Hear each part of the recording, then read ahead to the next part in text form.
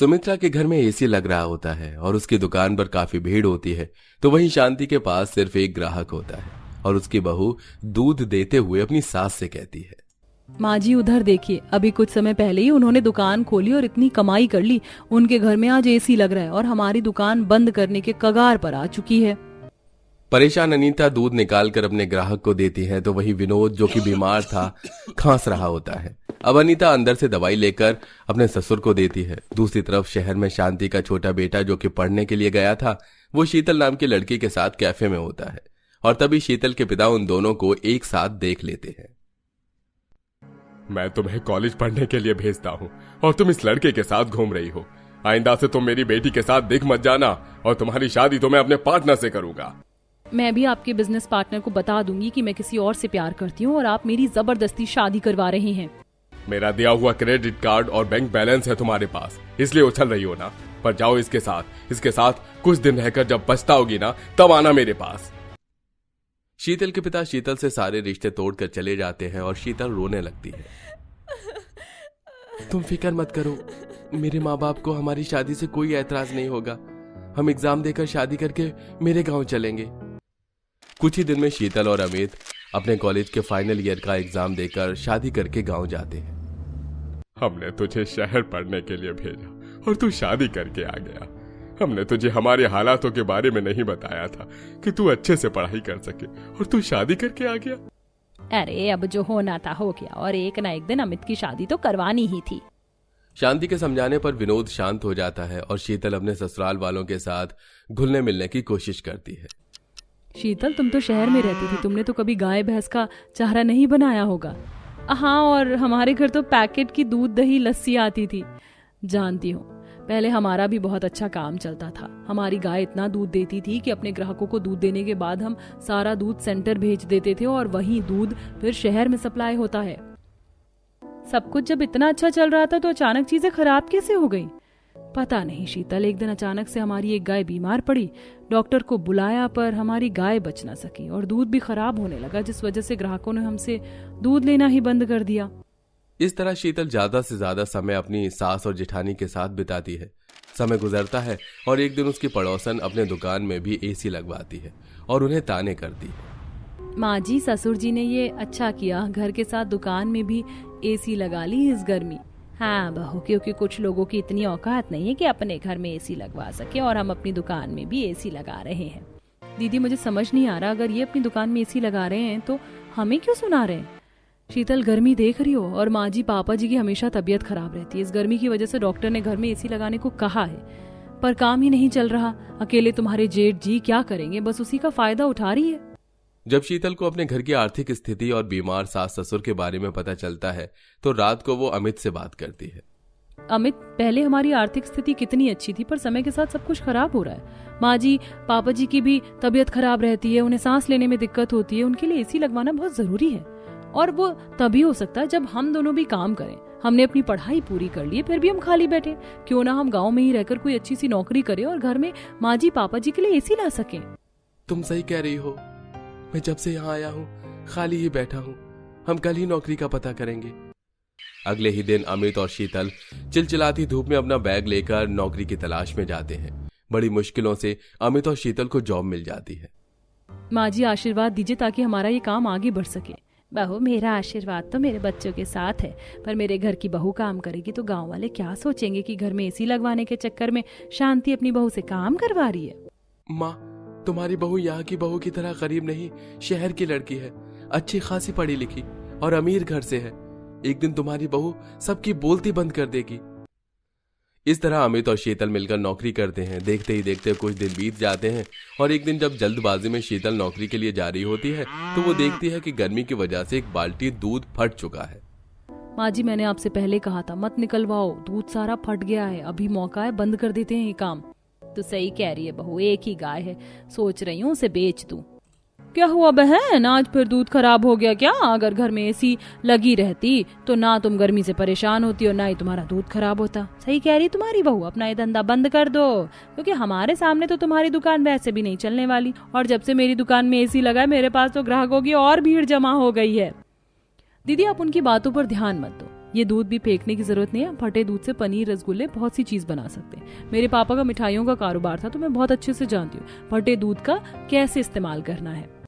उस दिन शीतल ऑफिस न जाकर अपनी जेठानी के साथ फटे दूध का पनीर बनाती है। अब अनीता भी फटे दूध का पनीर और रसगुल्ला बनाना सीख जाती है।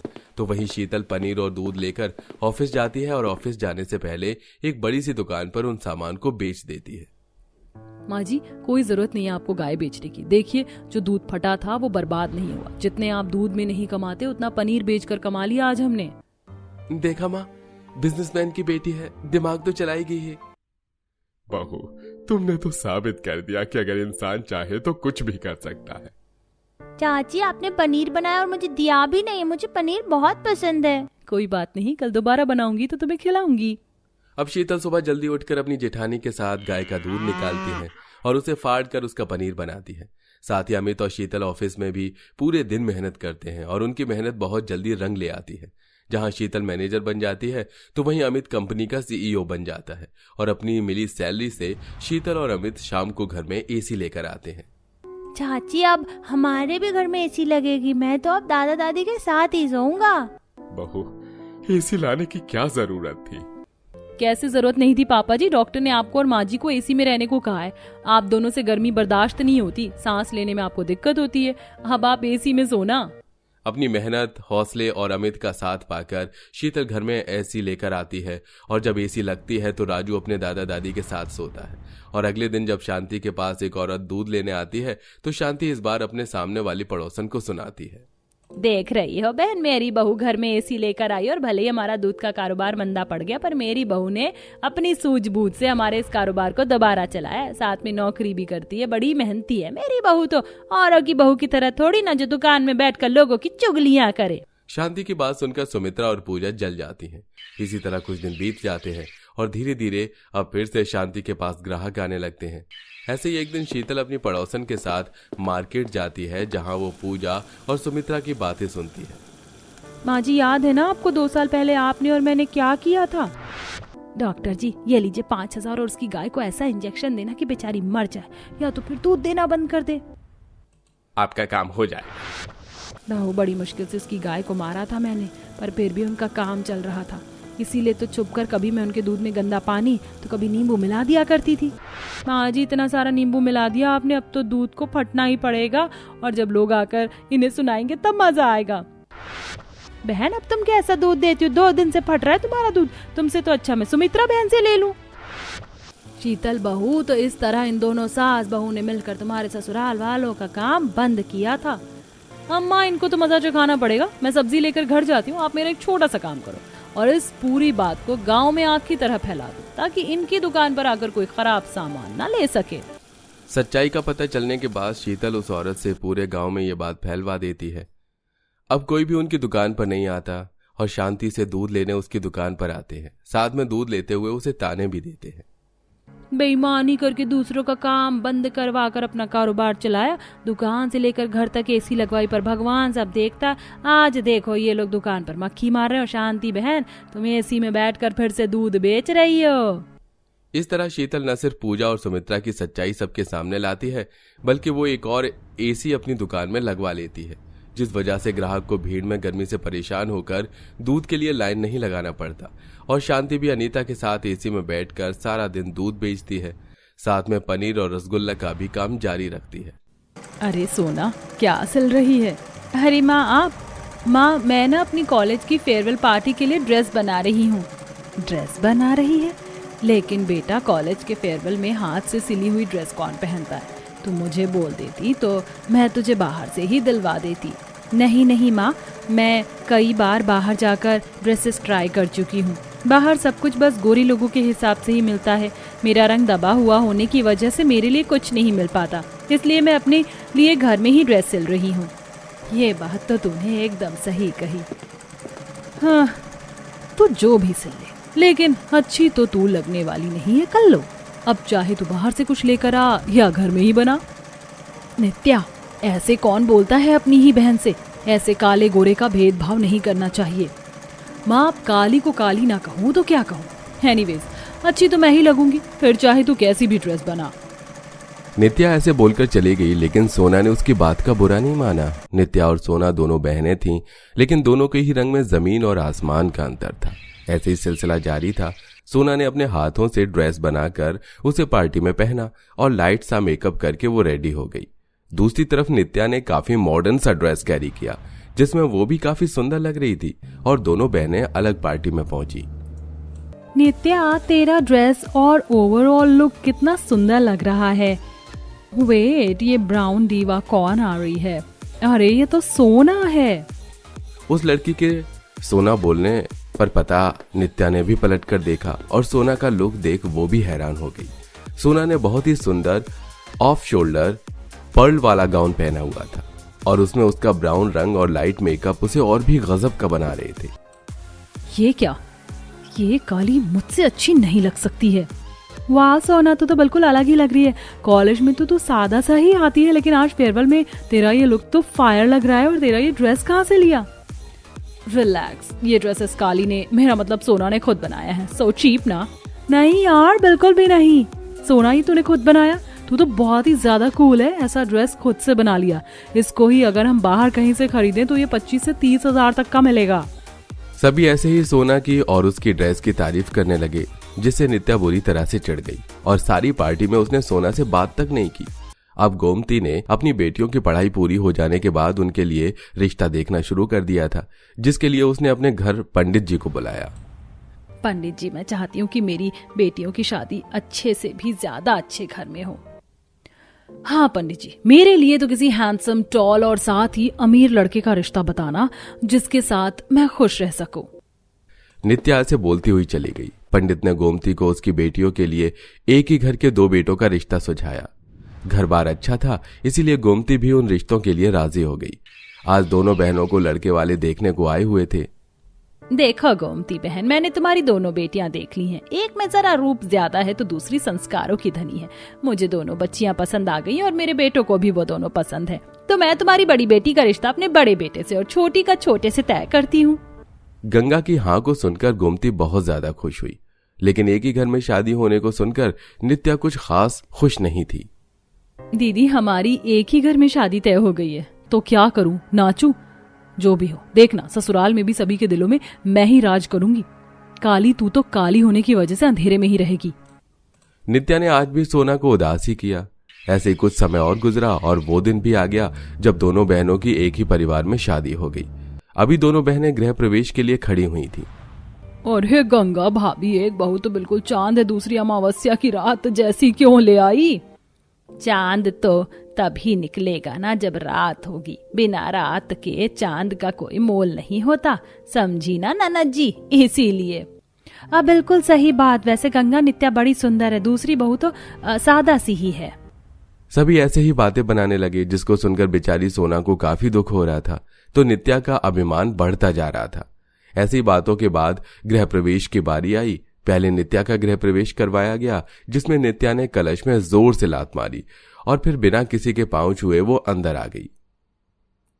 बहू, गृह प्रवेश का कलश गिराना था, फुटबॉल नहीं खेलना था। आज मेरा सिर फूटते फूटते बचा है। नित्या के तरीके से ही उसके संस्कार झलक गए थे। वहीं दूसरी तरफ जब सोना का गृह प्रवेश हुआ तो उसने बड़ी ही नजाकत से कलश को पांव से गिराया और अंदर आते वक्त उसने सभी बड़ों के पांव भी छुए, जिसकी वजह से उसकी इसी अदा ने सभी का दिल जीत लिया। अरे वाह, ये बहू है संस्कारी। अरे इन्हें कहते हैं संस्कार। बड़ों का आशीर्वाद ले रही है। सोना की तारीफ सुनकर नित्या जल उठी, लेकिन सभी के सामने वो कुछ भी उल्टा सीधा नहीं बोली। ऐसे ही अगला दिन निकला। सभी मेहमान घर में ही थे और आज के दिन दोनों बहनों की पहली रसोई की रस्म होने वाली थी। सोना सुबह जल्दी उठी और उसने सुबह से ही सभी घर के काम किए और फिर वो अपनी पहली रसोई बनाने को चली गई। वहीं दूसरी तरफ नित्या देर से उठी और पूरी तरह तैयार होकर वो नीचे आकर बैठ गई।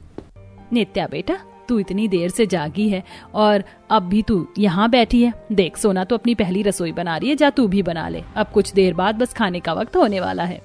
नहीं माँ जी, मुझे नहीं बनाना है कुछ भी। मैंने इतनी मेहनत से मेकअप किया है, रसोई में गई तो सब कुछ खराब हो जाएगा। नहीं, मैं नहीं बनाऊंगी। मैं बस हाथ लगा दूंगी तो समझो मेरी भी पहली रसोई हो ही जाएगी। नित्या ने सभी के बीच में बैठकर अपनी सास से ऐसे बोला जो सुनने में सभी को अजीब लगा। कुछ देर के बाद जब खाना बन गया तो नित्या ऐसे खड़ी हो गई जैसे उसने ही सब बनाया हो, लेकिन फिर भी किसी ने उसकी तारीफ नहीं की। सभी सोना की ही तारीफ करके उसे ही शगुन दे रहे थे।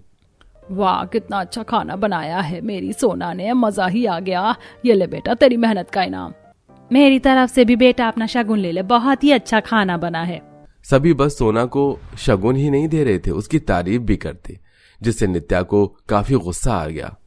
पहली रसोई में भी ये काली ही बाजी ले गई और गृह प्रवेश में भी इसकी ही तारीफ हुई थी। हाँ, मुझे बहुत गुस्सा आ रहा है। सभी की बातें सुनकर नित्या जल रही थी। सभी ने खाना खाते हुए खूब सोना के गुणगान किए और सभी मेहमान खाने के कुछ देर बाद सोना को ही आशीर्वाद देते हुए चले गए। अब दोनों बहनों की शादी हुए लगभग 1 हफ्ता बीत चुका था। गंगा सास भी ज्यादातर सोना से ही राजी रहती थी। ऐसे ही आज के दिन।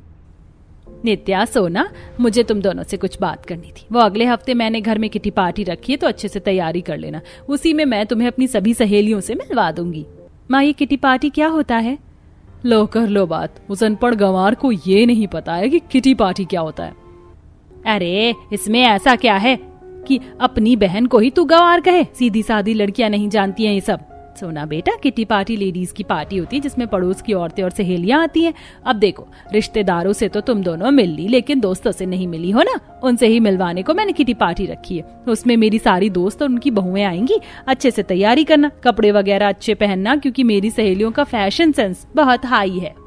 गंगा की बात को दोनों बहनों ने सुन लिया, लेकिन सोना बस नॉर्मल ही एक्साइटेड हुई। वहीं नित्या ओवर एक्साइटेड हो गई और उसी दिन वो पति के साथ जाकर कई हजार की चमचमाती हुई ड्रेस ले आई। किटी पार्टी में तो मैं ही दिखाई दूंगी। एक तरफ जहां नित्या ओवर एक्साइटेड थी, वहीं सोना ने अपने सास से ही बस 2000 रुपए मांगे। बस 2000 रुपए में तू क्या ही ले आएगी? माँ, मुझे कपड़े सिलने आते हैं और मैं खुद ही सिलूंगी। एक तरफ जहां नित्या ने खूब पैसे खर्च किए, वहीं सोना ने घर में ही अपने लिए नेट का ऑफ शोल्डर वेस्टर्न गाउन बनाया, जिसमें उसने सिर पर नेट का दुपट्टा भी रखा। देखते ही देखते पार्टी का दिन आ गया और गंगा की सारी सहेलियां उसके घर आ गईं। सभी सहेलियों के साथ उसकी बहुएं भी थी। ऐसे में गंगा ने भी अपनी बहुओं को बुलाया और सभी सोना को देखकर हैरान रह गई, क्योंकि सोना ने बहुत लाइट सा लेकिन बेहतरीन मेकअप किया हुआ था, साथ ही सेल्फ स्टिच गाउन पहना था। ओह गॉड, गंगा, ये तेरी बहू है? इसका नाम क्या है? क्या ड्रेस है? ये मेरी छोटी बहू है सोना, और ये बड़ी नित्या। वैसे ये नित्या क्या साबित करने की कोशिश कर रही है इतनी चमचम ड्रेस पहनकर? सही कहा गंगा, तेरी बड़ी बहू जुगनू क्या बनी हुई है। सब फैशन सेंस नहीं है क्या? यह इसने किटी पार्टी पहली बार देखी है। हाँ, लेकिन तेरी दूसरी बहू का जवाब नहीं है। सभी ऐसे ही नित्या की बुराई और सोना की तारीफ करने लगे, जिसकी वजह से नित्या का मुंह शर्म से झुक गया। उसे सोना पर गुस्सा भी आ रहा था कि तभी सोना ही उसके फेवर में बोली। हाँ, माना कि मेरी दीदी की ड्रेस थोड़ी अजीब है और कहो तो ओवर सी लग रही है, लेकिन फिर भी मेरी दीदी सुंदर तो लग रही है ना। और इस पार्टी के लिए वो थोड़ी ओवर एक्साइटेड हो गई थी, बस इसीलिए उन्होंने इस तरह तैयारी कर ली। आपको उनकी फीलिंग्स को भी समझना चाहिए। दीदी, ज्यादा तैयारी में कोई शर्मिंदा होने की बात नहीं है, ये तो अपनी अपनी चॉइस है। वैसे मैंने आपके लिए भी ड्रेस बनाया है, मुझे पता है आपको ये अच्छी भी लगेगी, तो भी आप मुझसे नहीं मांगेंगी, लेकिन आप मेरी तरफ से उसे पहन लो। क्या ही बोलूं मैं, जितनी सुंदर तूने ये ड्रेस बनाई है, इससे कहीं ज्यादा सुंदर आज सादगी और सच्चाई से तेरा चेहरा दमक रहा है। मुझे माफ कर देना मेरी बहन, मैंने सिर्फ एक रंग की ही वजह से जिंदगी भर तुझे नीचा दिखाया। मुझे भी आज तेरे जैसी ही ड्रेस पहननी है। चल मुझे भी पहनाओ, और आज मैं गर्व से अपनी बहन की डिजाइनर गाउन पहनूंगी और हम दोनों साथ में किटी पार्टी करेंगे। सोना अपने साथ नित्या को लेकर गई और नित्या ने सोना की बनाई हुई गाउन, जिसका सिर्फ कलर अलग था, वो पहनी। और जब वो दोनों बहनें सेम गाउन पहनकर बाहर आईं, तो गंगा की सारी सहेलियों ने तालियां बजाईं और सभी ने हंसी खुशी किटी पार्टी एंजॉय की।